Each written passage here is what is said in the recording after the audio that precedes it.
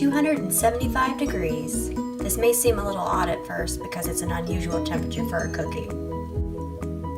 1/8 teaspoon salt, a 1/4 teaspoon of baking soda, 1 teaspoon cinnamon, 1/3 cup honey. Make sure you spray the bottom, otherwise the honey will stick and it won't be able to come out that well. 4 tablespoons butter. I like to use real butter, but you can use any butter you wish. And 2 cups almond flour. Next step, melt the butter. This should only take you about 30 seconds to a minute. It just depends on the strength of your microwave. Next, take all of your ingredients and throw them in the mixer. Now that we've thrown everything in, time to turn on the mixer. It won't take long at all to mix. As you can see, it doesn't make an awful lot, but you can easily double, triple, or quadruple this recipe with ease. Next, we're going to spoon teaspoonfuls onto your baking sheet. You can put down parchment paper or you can just leave it plain. I usually just leave it plain unless the dough is super sticky and I worry.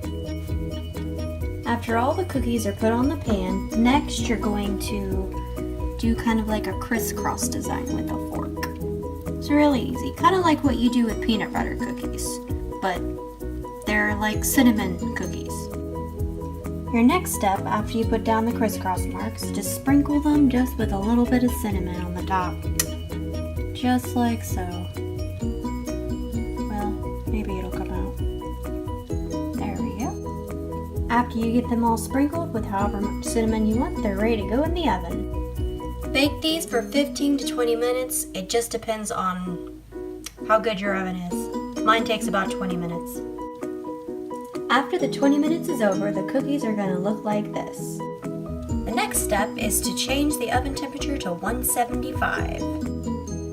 Then you're going to flip over all the cookies. I know that sounds weird, but this is what's going to happen. After they're all flipped over, we're going to put them back in the oven for 10 more minutes. So set your timer and we wait. Now that they're out of the oven, we're going to flip them back over. Next, let them cool for about 10 to 15 minutes. After they've cooled for about 15 minutes, they're good to pick up and they're really solid. But they're still soft enough and it has great structure. And they are very delicious. Hope this video helps. Toodles!